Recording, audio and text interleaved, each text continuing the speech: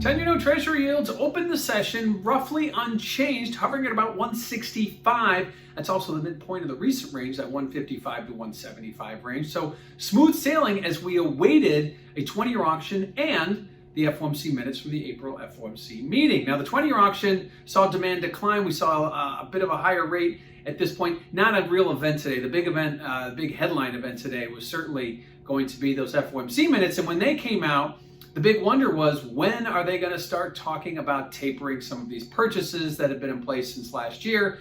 At this point, you had a handful of voters and non-voters saying they might want to start talking about it at the coming meetings. That's a pretty vague statement there. Obviously, I think the market anticipating something around the Jackson Hole Symposium, which is at the end of August, or possibly the September FOMC meeting, which would follow several weeks later. At this point, what the Fed doesn't want is a repeat of what happened in 2013.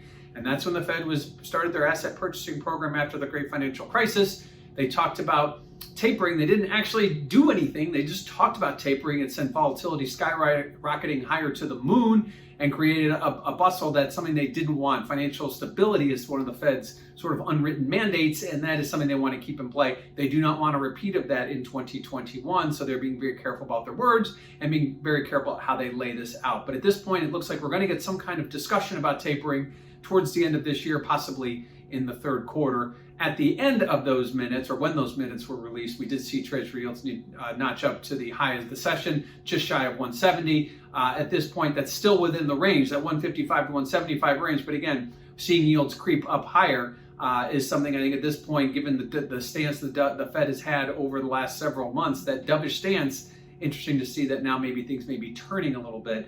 Have to wait and see what happens, obviously, with any sort of taper announcement at the upcoming Fed meetings. The next Fed meeting not until June, and we're not expecting any kind of announcement there. Now, what does that mean for volatility? Well, if you check out that CVol index over at cmegroup.com, you'll notice that volatility remains very directional with yields. So as we saw yields hold steady early in the session, volatility didn't do a whole lot. We saw volatility running pretty much sideways. And then once yields started to go up, we saw volatility go up with it. So volatility up today, given the fact that we did see yields push higher towards the end of the session. And lastly, what do we have tomorrow? Well, tomorrow we get the Philly Fed Index, expected modestly lower from last month.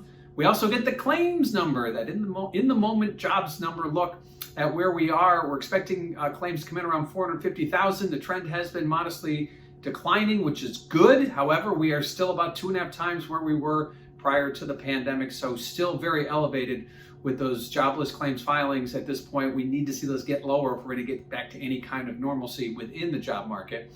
We also get a 10-year TIPS auction. Usually those are kind of go under the radar. It's a small amount, only $13 billion, based on some of these other auctions we've been seeing. And lastly, we get Mr. Kaplan speaking. He's the Dallas Fed president. He is someone who has been pretty outspoken about tapering and the need to start doing it soon. So will be interesting to see after the minutes were released. Maybe he has some comments about that. Keep an eye out for him to talk tomorrow.